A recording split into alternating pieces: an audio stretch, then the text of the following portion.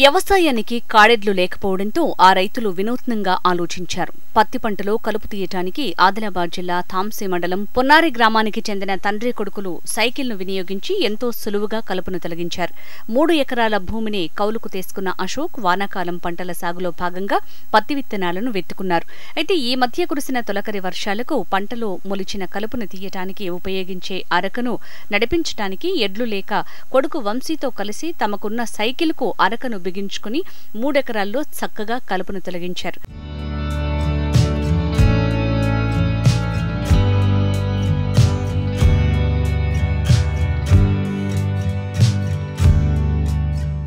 ఉన్న డబ్బులంతా విత్తనాలు మందులు కొనడానికి అయిపోయిందని, అద్దెకు ఎడ్లు తీసుకొచ్చే స్తోమత లేకపోవడంతో గత్యంతరం లేక సైకిల్ ఆలోచన వచ్చిందని హర్షం వ్యక్తం చేశారు ఈ తండ్రి కొడుకులు. సాగు కష్టాలు నూతన ఆవిష్కరణలను సైతం ప్రేరేపిస్తాయని వీరిని చూస్తే అర్థమవుతుంది కదా. మా కొడుకు పేరు వంశీ, 10వ తరగతి చదువుతున్నాడు.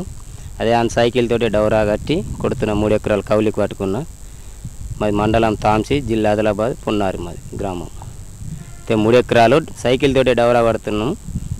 నీరుటి నుంచి కొడుతున్నాం అట్లనే. కానీ ఎడ్లని కూడా ఓలని అడుగుదామంటే కూడా టైంకి దొరికాయి కదా, అందుకనే దాన్ని కష్టపడి తీసుకుంటున్నాం.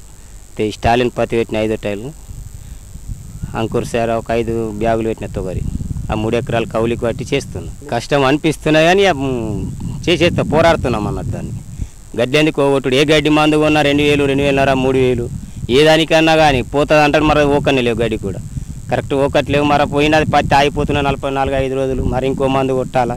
ఆ సోమత లేని దానికి మేము సైకిల్ తోటి ఎవరో కొడుతున్నాం. ఎన్ని గంటలు పడుతుంది సైకిల్ తోటి 1 ఎకర్ 3 గంటలు పడుతున్నది.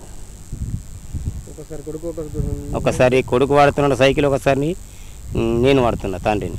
ఇటు అటుగా దారి వెంట వెళ్లేవారు సైకిల్తో అరక కట్టే పద్ధతిని చూసి ఈ ఐడియా ఏదో బాగుందంటూ కితాబిచ్చేస్తున్నారు.